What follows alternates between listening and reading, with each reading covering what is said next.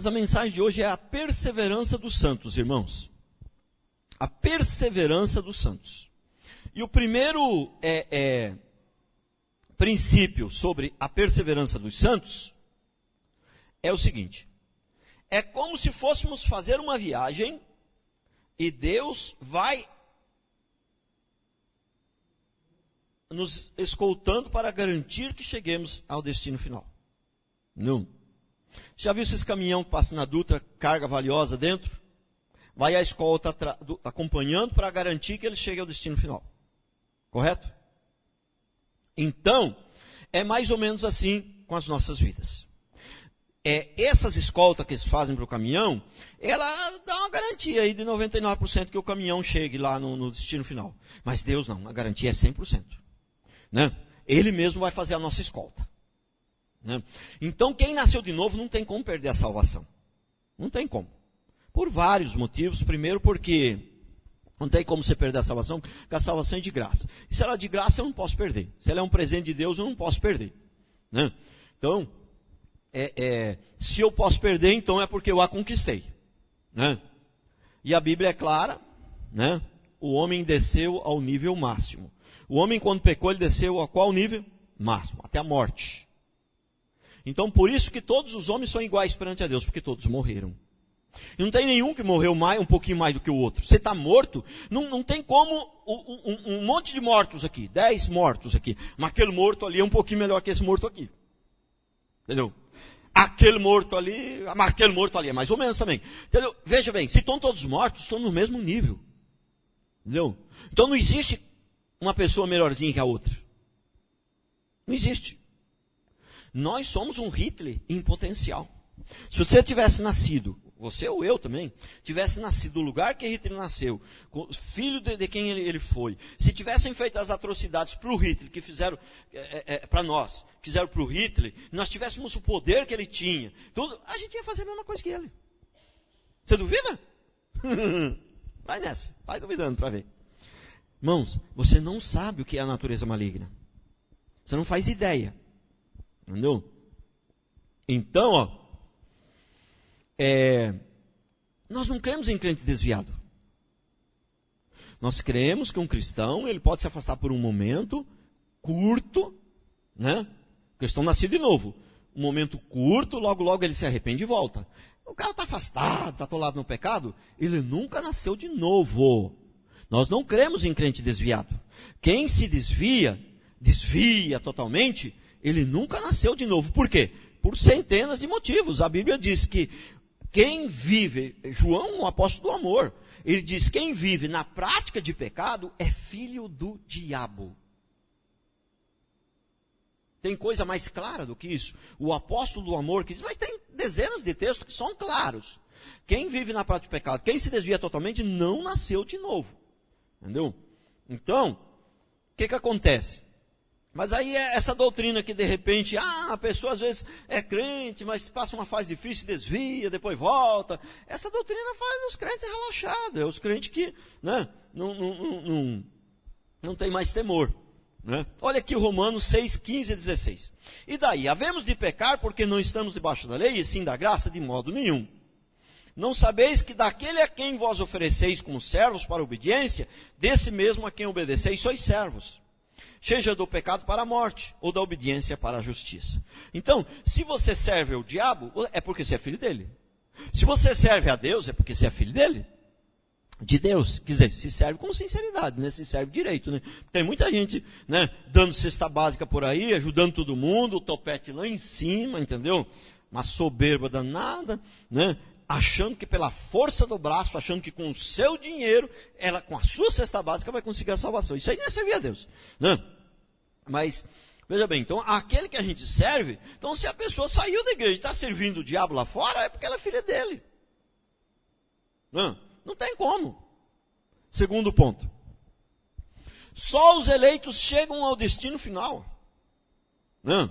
Só os eleitos, só os escolhidos. As igrejas, normalmente, modernas, né? Chamam o povo, pegam a palavra e chamam o povo. Vem à frente para aceitar Jesus. Nós não fazemos isso. Mas quero dizer que nem é errado, viu? Não é errado. Eu acho que as igrejas, quem quiser fazer isso, pode.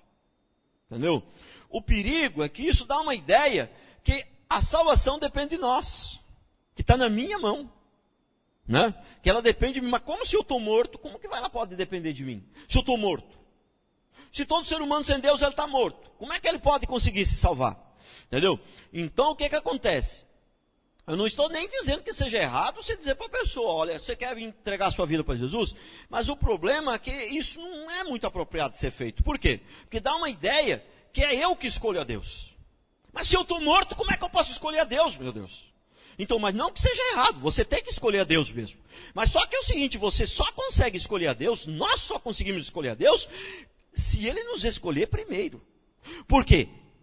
O morto não pode escolher ninguém. Mas se Jesus me escolhe e me chama, agora eu já não estou mais morto, agora eu posso escolher Ele também. Então não é errado nós dizemos que você tem que escolher a Deus e que você tem que se arrepender. Não, de maneira alguma, é certíssimo.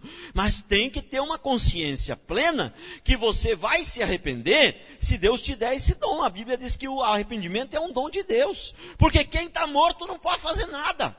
Mas se Deus te der esse dom e te chama, você se levanta, você ressuscita, você já não está mais morto. Agora aí você pode falar, não, escolha Deus, eu me arrependo dos meus pecados. Prestou atenção? Então, ó, só os eleitos chegam ao destino final, porque Deus não permite que o eleito se perca. Prestou atenção? Olha aqui, vamos ler o texto. Filipenses 1,6. Estou plenamente certo de que aquele que começou a boa obra em vós há de completá-la até o dia de Cristo. Quem que começou a boa obra? Jesus. E qual era a boa obra que ele começou? A salvação. E quem vai levar você até o fim? Ele mesmo há de completar. Né? Pastor, mas então a gente não precisa fazer nada, então a gente não precisa se esforçar. Não. A gente tem que se esforçar sim. Entendeu? A gente precisa fazer sim. A Bíblia diz que nós somos cooperadores de Deus. Agora, quem faz a obra é Ele. Por isso, se você saiu de casa hoje e você veio aqui à igreja, não se vanglorie não. Foi Deus que te trouxe. Toda a honra e toda a glória seja dada a Ele. Foi Deus que te trouxe. E o dia que você não veio, a culpa é dele não. Aí a culpa é sua. Entendeu? Então, quando nós fazemos algo de bom, o mérito é de Deus. Quando nós fazemos algo de ruim, a culpa é nossa. Então, você tem que se esforçar sim. Como que nós cooperamos com Deus? Pecando menos. Porque fazer o bem sem a mão de Deus, ninguém consegue. Toda vez que nós fazemos o bem, nós não fazemos sozinhos, não é nós que fazemos, é Deus. Porque nada podemos receber de bom se do alto for enviado. Nada nós podemos fazer de bom se Deus não fizer por nós, irmãos. Mas nós somos cooperadores de Deus pecando menos. Nós somos cooperadores de Deus resistindo ao pecado. Nós somos cooperadores de Deus nos apresentando santos diante dele como um instrumento de bênção nas mãos dele para que ele possa nos usar. Mas a obra quem faz é ele. Tudo que nós fazemos de bom é Deus que faz. Tudo que nós fazemos de ruim, a culpa é nossa. Por isso que não tem essa historinha não, mas se é tudo Deus que faz, então eu não preciso me esforçar. Não. Isso é conversa fiada. 1 Coríntios 1, 7 e 8. De maneira que não vos falte dom. Aqui está falando para quem é crente. De maneira que não vos falte dom, aguardando vós a revelação do nosso Senhor Jesus Cristo. Aqueles que Ele chamou, Ele dá as condições. A empresa vai mandar uma carga lá para o Rio de Janeiro. Uma carga valiosa. E aí o que a empresa faz? Ela dá todas as condições. Ela põe a escolta. Entendeu? Ela dá o dinheiro para eles colocar o combustível. Ela dá o dinheiro para se furar um pneu no caminho. Ela dá mais um dinheirinho de sobra para um imprevisto. Entendeu? Mas ainda pode dar alguma zebra e esse caminhão não chegar no destino final. Mas aqui a nossa escolta é perfeita. Não tem jeito. Essa escolta nossa não falha. Aquela escolta da carga valiosa que viaja na Dutra, ela pode falhar. Mas essa aqui não falha. Deus, olha aqui. E ele diz que ele dá os dons. O que significa dom? É os presentes, as condições para a gente chegar até o fim. Entendeu? Os dons é as condições. Ele nos dá as condições. Ele nos capacita. Entendeu? Ele nos dá o que nós precisamos para chegar até o fim dessa caminhada. E olha o versículo 8. O qual também vos confirmará até o fim. para serdes irrepreensíveis no dia do nosso Senhor Jesus. Quem que vai nos confirmar e vai nos conduzir até o fim? Ele. Ele. Não? Então, eu quero dizer uma coisa para você. Se Deus, Jesus, chegasse aqui em carne e osso, como ele veio há 2000 anos atrás. Presta atenção nisso que eu vou falar. Se Jesus chegasse aqui em carne e osso hoje, como ele veio há 2000 anos atrás, olhasse na cara de cada um de nós e dissesse assim: olha, normalmente não se perde a salvação, mas eu vou deixar até meia-noite. Vocês por conta aí. Cuidado para vocês não perderem a salvação até meia-noite. Depois da meia-noite, se vocês conseguirem até meia-noite, dali para frente eu cuido de vocês, não vou permitir que vocês percam a salvação. Irmão, posso lhes afirmar com toda a segurança que nenhum de nós conseguiríamos, nem eu, nem ninguém. Nenhum de nós conseguiríamos chegar até meia-noite sem perder a salvação. Nenhum de nós. A maioria perderia antes de acabar o culto. Não. Mas por que né, um cristianismo de hoje fala tanto de o contrário a isso? Por quê? O homem, ele tem dificuldade de colocar tudo na mão de Deus. Mas o homem tem dificuldade de acreditar que ele não é nada. Falar que eu não sou nada, vírgula nada, vezes nada, entendeu? O homem não aceita isso, ele acha que ele é alguma coisa, por isso que ele tem dificuldade de entender que Deus é que faz a obra nas nossas vidas, que é Ele que nos dá a salvação e é Ele que nos conduz em vitória até o fim. Por isso ninguém vai poder tirar a nossa salvação e ninguém vai poder também nos levar para o mundo e fazer com que a gente viva atolado no pecado. Quem vive atolado no pecado não é salvo, não é filho de Deus.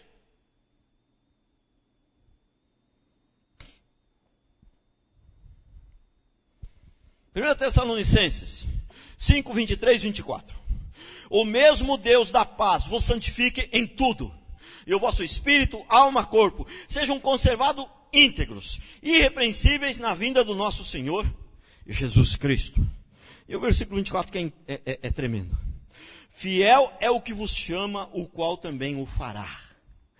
Aquele que nos chama, ele é fiel e ele também é que vai fazer a obra. Ele também é que vai fazer nós chegarmos até o fim. Por isso eu falo para vocês, não se engane com esse povo aí, que vive uma hora na igreja, outra hora não. Esse povo não é crente, não é salvo, por quê? Porque a palavra tem sido ministrada de maneira errada. Entendeu? E quando você prega um evangelho falso, você produz crentes falsos. As igrejas estão cheias de pessoas e poucos crentes. O mundo tem se mudado para dentro da igreja. E muito poucas pessoas têm se convertido. Né? 1 João 2,19. Eles saíram no nosso meio. Entretanto, não eram dos nossos, porque se tivesse sido dos nossos, teriam permanecido conosco. Todavia, eles se foram para que ficasse manifesto que nenhum deles era dos nossos. Quem saiu do nosso meio é porque não é dos nossos. Eu não estou me referindo a alguém que saiu daqui, se mudou e foi para outra igreja. Estou me referindo, saiu da igreja e foi para o mundo. Né? Obviamente. Né? Eles saíram do nosso meio porque não eram dos nossos. É claro a Bíblia. É claro. Olha, tudo que eu prego eu coloco textos e mais textos para comprovar o que eu falo. Eu falo uma coisa para você, a Bíblia não é confusa, a Bíblia não é difícil, a Bíblia, sabe, não é tão difícil assim. Basta a gente estudar e entender. Eu não sou nada, Senhor. Se o Senhor não me der o entendimento, não dá. Não, porque não é tão difícil. Agora, nós temos que reconhecer que tem alguns textos que são de difícil compreensão. E tem alguns textos que são de impossível compreensão. Por quê? Muitas vezes não chegou o momento. Está ali na Bíblia, é certo que esteja, é a vontade de Deus que está lá, mas às vezes não é o momento da gente entender. Jesus não falou muitas coisas para os discípulos que eles não entenderam na hora, mas depois que Jesus morreu e ressuscitou, aí caía a ficha dele. Ah, foi isso que o Senhor nos falou lá em tal lugar. Não foi? Hã? Coisas que a gente não consegue compreender de jeito nenhum, muitas vezes é que não está na hora. No momento certo, aquilo ali vai servir para nós. Mas isso é o mínimo da Bíblia. Isso é 5, 10% da Bíblia. 90% da Bíblia é clara se a gente estudar com cautela, com dedicação, com amor. Entendeu? A Bíblia é clara. Olha que tem versículo mais claro do que esse aqui, ó. Esse aqui, ó. Põe aí o próximo. Aqui, ó. 1 João 5,4. Existe coisa tão clara. Aqui, ó. Porque todo aquele que é nascido de Deus vence o mundo. E esta é a vitória que vence o mundo, é a nossa fé. Todo aquilo que é nascido de Deus vence o mundo. Então é possível alguém que é nascido de Deus estar atolado no pecado, lá desviado? Não. Não, não e não. Não é possível. Terceiro princípio. Deus não permite que os escolhidos se percam. Jeremias 32:40. Farei com eles aliança eterna, segundo a qual não deixarei de lhes fazer o bem. Farei com eles aliança eterna. Lógico que foi falado para os judeus, mas quem que é o filho de Abraão? Quem que são os verdadeiros israelitas? São aqueles que creem. A palavra é para nós hoje. Não? Farei com eles aliança eterna, segundo a qual não deixarei de lhes fazer o bem. Porei o meu temor no seu coração, para que nunca se apartem de mim. Tem coisa mais clara do que isso? Pode um crente se desviar? Não pode. Não? João 6,37. Todo aquele que o Pai me dá, este virá a mim. Quem quer que Deus me dá? Os escolhidos. Virá a mim. E o que vem a mim, de modo nenhum lançarei fora. Olha que coisa. Quarto princípio. Se a vida é eterna, essa aqui foi uma revelação do último. Isso aqui, ó. Isso que é a revelação, você viu? Se a vida é eterna, é para sempre. Não tem nada mais óbvio do que isso aqui na face da terra. Se a vida é eterna, é para sempre, amém? Que ninguém pode ter uma vida eterna um pouquinho maior do que a outra, né? Mas aquele ali é vida eterna, esse aqui é vida eterna. Mas aquele ali eu acho que a vida eterna dele é melhor. Aquele ali eu acho que tem um pouco mais de ano. Não tem isso, não existe isso, né? Então o que acontece? Se fosse possível perder a salvação, a Bíblia diria, eu te darei vida. Mas não diria vida eterna. Quando ele diz, eu te darei vida eterna, não tem como você perder a salvação, né? Porque se pudesse perder a salvação, ele diria, eu te darei vida. Mas olha, cuidado que você vai fazer com essa vida, hein? Se você for rebelde, você perde ela. Seria assim. Mas ele diz, eu te darei vida eterna. A Bíblia está carregada de textos que diz, eu te darei vida eterna. E se ele dá vida eterna, é a vida para sempre. Não.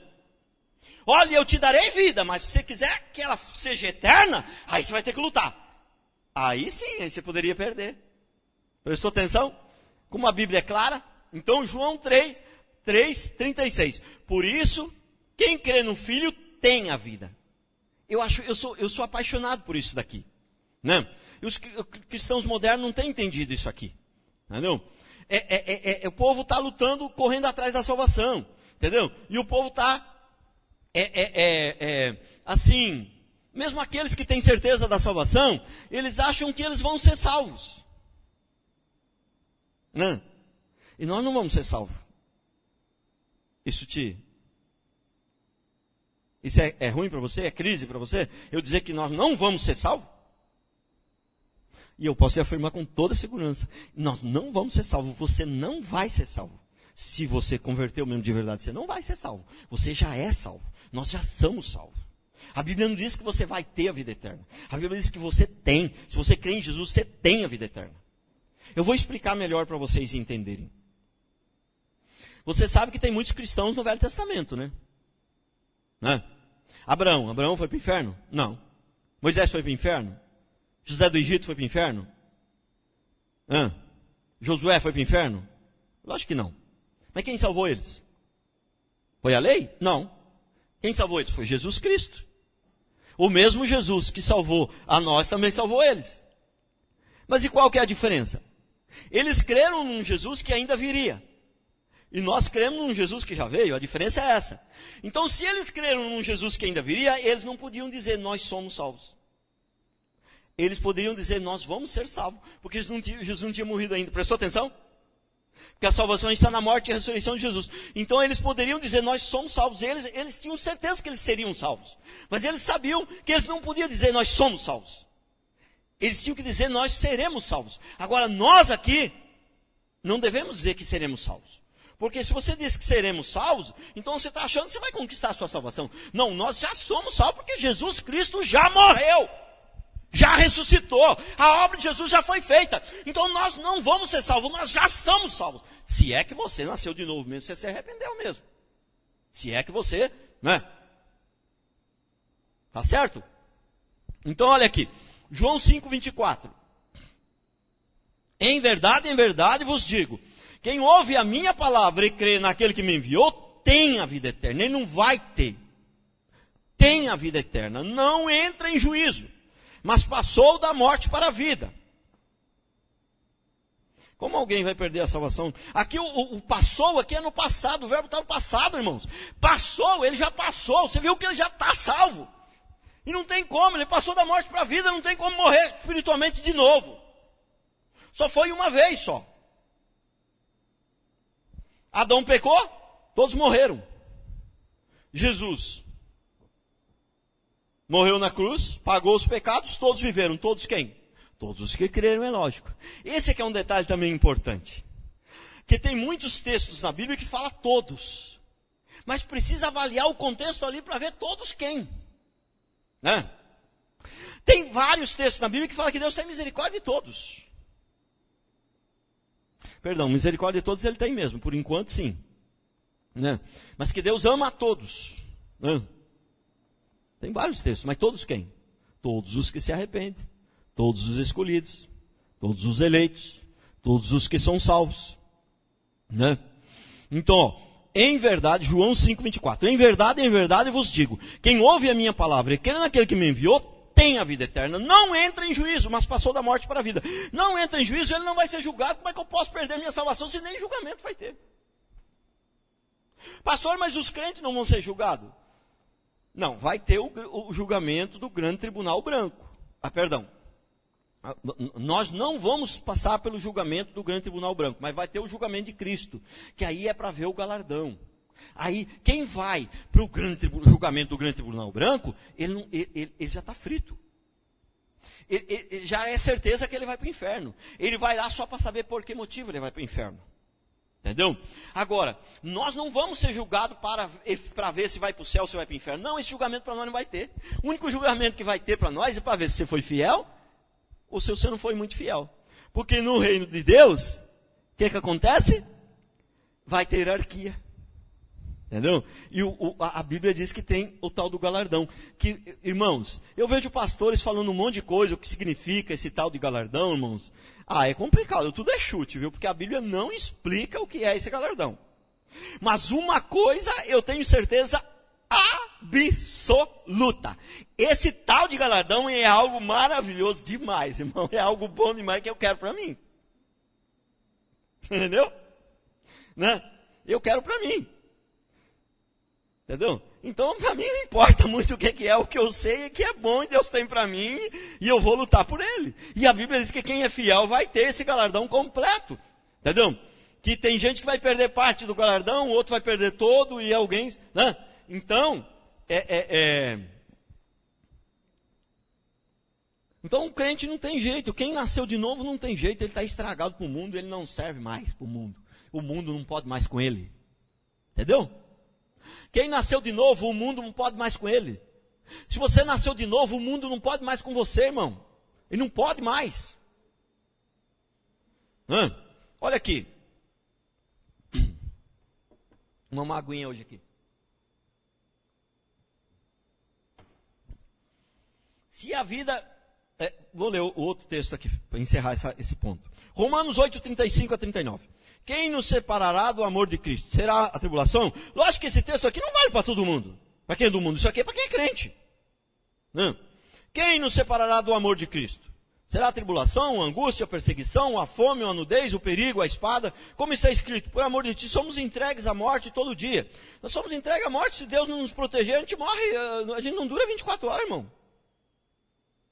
A gente morre espiritualmente, a gente perde a salvação e perde a vida também. Em 24 horas que Deus retirar e deixar a gente sozinho por conta, meu, já foi. Versículo 37. Em todas essas coisas, porém, somos mais que vencedores por meio daquele que nos amou. Porque eu estou bem certo que nem a morte, nem a vida, nem os anjos, nem principados, nem as coisas do presente, nem o porvir, nem os poderes, nem a altura, nem a profundidade, nem ninguém, nenhuma criatura poderá separar-nos do amor de Deus que está em Cristo Jesus. 5. Quinto princípio.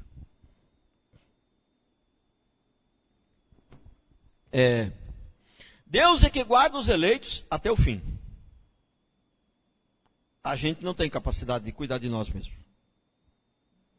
Nós somos como uma criança. Larga uma criancinha sozinha, ela morre. Nós somos uma coisa. Se Deus não cuidar da gente, não guardar de nós, nós não vamos até o fim. Não. Tanto no sentido espiritual, quanto no físico. A gente morre dos dois. Morre espiritualmente e morre fisicamente também. 24 horas que Deus não deixar de cuidar da gente. Olha aqui, Deuteronômio 30, versículo 6. O Senhor nosso Deus nos falou em Horebe dizendo... Vou ler o outro. Colossenses 3, esse texto acho que eu coloquei errado, não tem nada a ver com o nosso assunto. Colossenses 3, de 3 a 4. Porque morrestes e a vossa vida está oculta juntamente com Cristo. Nós morremos para o mundo, né? E agora nós temos vida e a nossa vida está oculta em Cristo. O que ela está? Está em oculta, está oculta em Cristo. Ela está, como se ela estivesse dentro dele. A nossa vida está nele. Resultado, se o diabo quiser tirar a nossa vida, vai ter que passar por cima de Jesus Cristo. Olha que coisa. Porque ele está nos guardando, ele nos protege. A nossa vida está oculta nele. Se o diabo quiser nos vencer totalmente, ele vai ter que vencer a Jesus primeiro. E isso ele não conseguiu. E nem vai conseguir. E ele já... Não. Então, versículo 4. Quando Cristo, que é a nossa vida, se manifestar, então vós também sereis manifestados com ele em glória. Quer dizer, e sei que tem gente que fala assim, você é a menina dos olhos. Você é sacerdote de Deus. Você é tal. Vamos devagar aí com o andor aí. Entendeu? Porque é o seguinte, isso aí até está na Bíblia e não está errado. Mas as pessoas falam isso como se fosse algo prático para mim no dia de hoje. Não, isso aí é uma profecia para o futuro. Não. Isso não está. Na prática, por enquanto, sabe quem eu sou? Menino de nada. Eu sou, por enquanto, um fraco, um nada menos que o vácuo, e se Deus não cuidar de mim, não me proteger, eu estou frito. Né? Então, as pessoas muitas vezes trazem algo que ainda não é prático para nós, que é certeza, já está garantido para nós, mas que ainda não é. Né? Por exemplo, está garantido para nós que nós vamos ter um corpo de glória. Está ou não está? Indestrutível. Mas isso já se materializou? Isso já se realizou na minha vida? Não, por enquanto, meu irmão. Isso aqui é isso aqui que está aqui, que você está vendo, que de repente dá um estalo aqui, puf, morre. Entendeu? Então, olha aqui outro texto. Ora, aquele que é poderoso para vos guardar de tropeços e para vos apresentar com exaltação imaculado diante da sua glória. Irmãos, que coisa mais clara isso aqui, irmãos. Está claro demais isso aqui. Aquele que ele vai te guardar de tropeço. Aqui, obviamente, não está se referindo a um tropeço. Nós, como cristão, você pode bobeou e cair no pecado, fazer uma coisa errada. Não está se referindo a esse tipo de tropeço, porque a Bíblia é clara. O cristão nascido de novo, às vezes ele peca, mas esse pecado na vida do cristão nascido de novo é um acidente, não é uma prática. Então, ali o tropeço é o seguinte, tropeço de ir para a prática do pecado, perder a salvação. Ele vai te guardar, ele vai nos guardar, não tem como. Se Deus estiver nos guardando, quem poderá fazer alguma coisa contra nós? Se Deus é por nós, quem será contra nós, irmãos? 6. Deus é o que faz a obra. Olha aqui Ezequiel 36, 27, o que diz? Irmãos, olha aqui o que diz Ezequiel 36, 27. Porei dentro de vós o meu espírito, e farei com que andeis nos meus estatutos, e guardeis os meus juízos, e os observais. Você prestou atenção? Hã? Tem algo mais claro que isso? Fala para mim, a Bíblia é clara ou não é clara? Hã? Então aqui o texto não diz assim, olha, se você for bonzinho, se isso, se aquilo, de repente, conforme for, eu posso até colocar o meu espírito dentro de você. Não, ele diz assim, porei dentro de vós o meu espírito e farei com que andeis nos meus estatutos. E farei, eu é que faço, e se eu disser que faço, quem poderá impedir? Você ainda acredita que tem crente desviado? Não. Quero sempre lembrar, um cristão, ele pode dar uma baqueada, afastar um pouquinho assim, mas logo ele volta rapidão. Ele não demora muito não. Começar a demorar muito, tá meio atolado no pecado lá, pode ter certeza, não nasceu de novo. Porque ou a Bíblia está errada, ou então ele não nasceu de novo. E como eu creio que a Bíblia não está errada, ele não nasceu de novo. Ah, pastor, mas se for assim, então tem igreja que eu conheço aí que a maioria não nasceu de novo. Irmãos, tem algumas que eu conheço que ninguém nasceu de novo, nem o pastor. Mas isso já é promessa de Deus. Deus já falou que no final dos tempos seria assim. Que a apostasia, que o mundo entraria para dentro da igreja. E você acha que nós estamos muito longe do fim, irmãos? Não estamos. Não estamos. Não estamos. Olha o Salmo 37, 24. Olha o que diz o Salmo 37, 24, irmãos. Se cair, não ficará prostrado, porque se ele orar mais um pouquinho, sabe? Se ele se arrepender, se ele botar isso, botar aquilo, se ele fizer algum jejum, não está nada disso. Está dizendo assim, se cair, não ficará prostrado, porque eu, o Senhor, o seguro pela mão.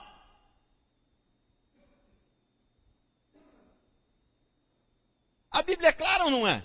Mas por que tem gente? Eu achei muito engraçado, né? Porque tem um irmão lá da nossa igreja de Guará, né? E ele estava sentado do lado do meu filho mais novo, que não é pastor. Estava sentado do lado do meu filho mais novo. E o pastor Rodrigo ministrando. Aí quando acabou a ministração, ele falou para o meu filho mais novo, né? O Fernando. Ele falou assim, Fernando, a outra igreja que eu ia, a Bíblia deles lá parece que era diferente da daqui. Parece que era diferente. Né? Porque tem gente que entende tudo errado. Mas por que entende tudo errado? Porque ele não vai na igreja para entender a Bíblia. Ele não vai na igreja para mudar de vida. Tem gente que vai na igreja, entendeu? Para diversas coisas. O mais comum é para ficar rico. Né? Ou então vai na igreja para resolver os problemas. O casamento está ruim e quer resolver o problema do casamento. Tá bom, não estou dizendo nem que é errado você vir para a igreja. Você está com um problema no casamento, você tem mais que vir para a igreja mesmo. Deus vai te ajudar. Mas vir para a igreja só para resolver o problema do casamento, aí resolve o problema do casamento e vai embora? Tem gente que vai para a igreja para ficar rico, outros vai para resolver o problema do casamento, outros vai para resolver o problema do filho, outros vai para a igreja para ter uma cura física. Mas não vão para a igreja para buscar Deus. E aí o que acontece? Qual que é o segredo para entender a palavra? Ele falou, eu vou revelar minha palavra aos humildes, aos que me buscam de todo o coração. Os sábios não entenderão. Os sábios não entenderão. Por isso eu falo, se a gente não amar a Deus, e se a gente não for para a igreja, né, para buscar a Deus de verdade, você nunca vai entender a palavra. Sabe por quê? A Bíblia diz que Deus abriu o coração de Lídia para entender as palavras de Paulo. Deus abriu o coração de Lídia para entender as palavras de Paulo. E eu digo a você, se Deus não abrir o nosso coração, nós não vamos entender a palavra de Deus nunca. E Deus vai abrir o coração de alguém que não está interessado nele? Deus vai abrir o coração de alguém que não está buscando a Ele, que vai na igreja para ganhar dinheiro? Deus vai abrir o coração de alguém que vai na igreja só para ser curado? Deus vai abrir o coração de alguém que vai na igreja só para resolver o problema do casamento? Não.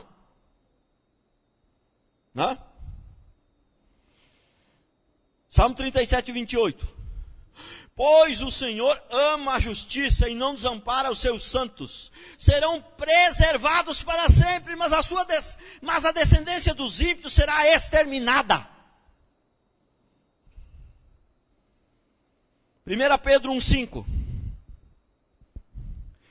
Que sois guardados pelo poder de Deus mediante a fé para a salvação, preparada para revelar-se no último dia. 7, para encerrar, esse é o último.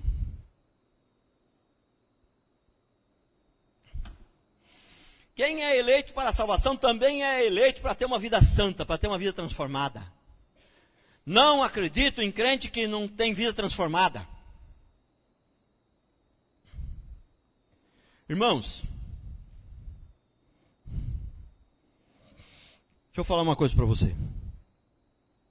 Se a pessoa está 10 anos da igreja e não mudou de vida, ela não converteu. Porque se ela converteu, então a Bíblia está errada. E a Bíblia não está errada. Entendeu? Porque quem é salvo, Deus mesmo vai fazer uma transformação. Irmãos, tem dia que eu gemo, que eu oro, que eu gemo, que eu fico mal, irmão. Mas Deus, aquilo ali, eu sou um homem de Deus, sou servo de Deus, eu prego a tua palavra, Senhor, eu prego sobre santidade, eu prego muito sobre santidade, Senhor, aquilo ali, eu não queria fazer aquilo ali, ontem eu gemi, eu arrependi, hoje eu fiz de novo, eu não queria ser grosso com a minha esposa, ontem eu fui, hoje de novo, Senhor, o que está acontecendo comigo? Parece que eu não mudei, parece que está tudo ruim, entendeu? Falo, Deus tem misericórdia, o que está acontecendo? Acho que eu não consigo mudar, aí eu olho para trás, aí me lembro de quem eu era. Há 5 anos atrás, eu falo, nossa, mas peraí. Mas, parece que o negócio está meio ruim ainda, mas 5 anos atrás era pior. De 5 anos para cá, tem uma diferença grande. Aí eu me lembro de 10 anos atrás. Aí, nossa, mas há 10 anos atrás era muito diferente. Mudei bastante. Aí eu me lembro de 15 anos atrás. Aí eu me lembro de 20. E aí eu me lembro de 25 anos atrás, quando me converti, eu falo, Senhor, obrigado, Senhor. Obrigado. Tem hora que parece que eu fico em crise, que parece que eu não consigo obedecer, que eu estou fazendo as coisas erradas. Mas quando eu olho para trás, por isso que nós não devemos comparar com o vizinho, nem com esse, nem com aquele. Nós temos que comparar com nós mesmos. Quem eu era quando me converti, quando eu vim para a igreja. Se quem você era quando você veio para a igreja já está aqui há 5 anos, 10, 20, e continua o mesmo, meu filho, não converteu. Não converteu. Porque olha, sabe qual que é a principal missão? Sabe qual que é o principal propósito de Deus nas nossas vidas? Sabe qual é? Sabe qual é? A salvação. Não. Se você está crente aqui, está firme, você já está salvo. Esse problema a gente já venceu. Esse não é o problema. Sabe qual é a maior missão de Deus hoje aqui nas nossas vidas? Nos levar de volta à imagem e semelhança de Deus. Transformar as nossas vidas. Ser crente não é só ser salvo. Ser crente é ter uma vida transformada. É mudar de vida, ter uma vida santa.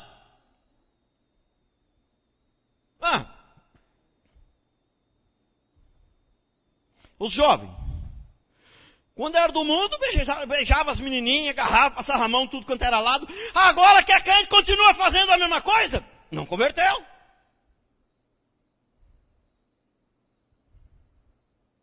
Não converteu. Tem que ter uma mudança de vida. O verdadeiro evangelho transforma as nossas vidas. Um evangelho que não transforma as nossas vidas é um evangelho falso, ou então o crente é falso, alguma coisa tem de errado. Quando uma pessoa não tem a vida transformada, ou ela nasceu de novo, ou a palavra que ela está ouvindo está errada. Por isso que muita gente não muda de vida. Vai para a igreja, não muda de vida. Porque muitas vezes a pessoa não quer, mas porque muitas vezes a palavra que está sendo pregada também não é a palavra de Deus. E a palavra que não é a palavra de Deus não vai mudar ninguém. A única palavra que muda, que transforma a nossa vida é a palavra verdadeira, a palavra de Deus, quando a gente prega a verdade. Conhecereis a verdade e a verdade vos libertará. A verdade. Efésios. Vamos ler, 1 Pedro. Quem é eleito para a salvação também é eleito. Quando ele nos escolheu para ser salvo, ele também nos escolheu para andar em santidade. Olha aqui, 1 Pedro 5,10. Ora, o Deus de toda graça, que em Cristo vos chamou à sua eterna glória, depois de ter sofrido um pouco, Ele mesmo vos há de aperfeiçoar, firmar, fortificar e fundamentar. Ele mesmo vai fazer a transformação, Ele mesmo vai fazer a obra nas nossas vidas. Mas você pode ser cooperador dele. Como? Sendo ajudante dele, não. Nós não somos dignos de ser ajudante dele. E muito menos ele de ser nosso ajudante. Que tem gente que trata Deus como se Deus fosse um ajudante dele. Entendeu? Não. Como que você pode cooperar com ele? Pecando menos. Sendo menos rebelde. Se colocando mais nas mãos dele. Tomando posse das bênçãos, da palavra. Né? Porque a obra quem faz é ele. Mas a Bíblia diz que nós somos cooperadores. E nós cooperamos com ele quando nós resistimos o pecado. Quando nós resistimos à vontade do diabo. Aí nós cooperamos com ele. Aí ele pode nos usar. Porque Deus pode usar todo mundo. Ele usou Judas. Tem gente que se vangloria de estar sendo usado por Deus. Mas Judas também foi. Ser usado por Deus, o capeta também é. Agora, nós temos que desejar ser usados por Deus, mas de acordo com a perfeita vontade, ser usado como instrumento de bênção na mão dele. Não ser usado como juízo. Porque o diabo é usado por Deus, mas o diabo é usado, né, para juízo. Faraó foi usado por Deus, mas foi usado para juízo. Né? Judas foi usado por Deus, mas foi usado para trair Jesus. Não, nós queremos ser usados por Deus como vasos de bênção. Queremos ser usados por Ele de acordo com a sua perfeita vontade. Uma vida transformada. Quero ser instrumento para abençoar as pessoas. Quero ser usado por Ele para abençoar. E não ser usado por Ele para fazer falsa profecia. O falso profeta é usado por Deus também. Viu? Falso profeta. Por quê? Você acha que não?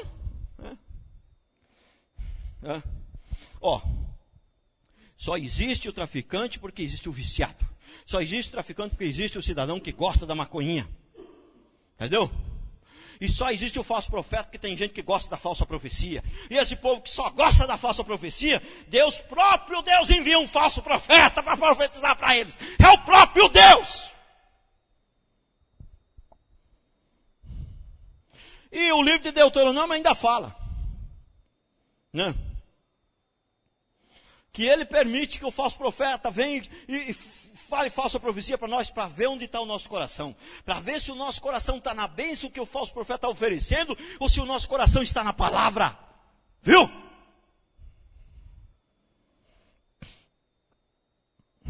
Falando numa maconhinha, hoje é dia das mães. Na pregação da manhã eu até nem aguentei, eu até chorei, pensando na minha mãe. Mas agora eu não vou chorar não. Entendeu? Eu tinha 17, 18 anos mais ou menos, no Rio de Janeiro, sozinho. Eu estava a um passo, eu tinha tudo para dar errado na vida, eu estava a um passo para se perder no meio daquele povo mau elemento, porque eu não tinha medo de nada, não tinha juízo, não tinha medo de nada. Morava na favela da Rocinha, no Rio de Janeiro.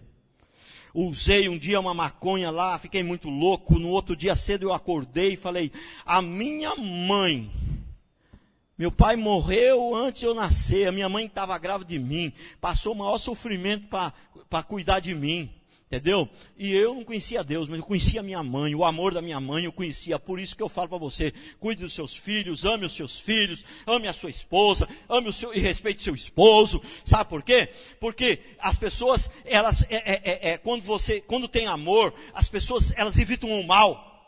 Por causa da minha mãe, eu não conhecia Deus, mas eu falei, se eu continuar usando isso aqui, a minha mãe vai ficar sabendo, e eu não vou dar esse desgosto para ela. Hoje foi a primeira e será a última, e foi a última, nunca mais usei.